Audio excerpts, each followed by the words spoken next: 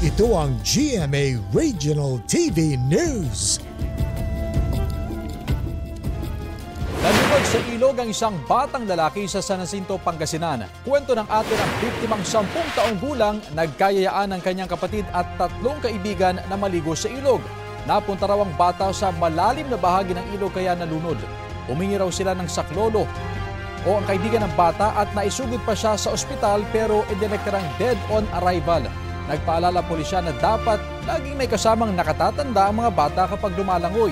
Payo naman ng Department of Health para maiwasang malunod, mainam na mag-aral lumangoy. Kung hindi marunong, manatili sa mababaw na bahagi at matuto rin ng iba't ibang safety rescue skills.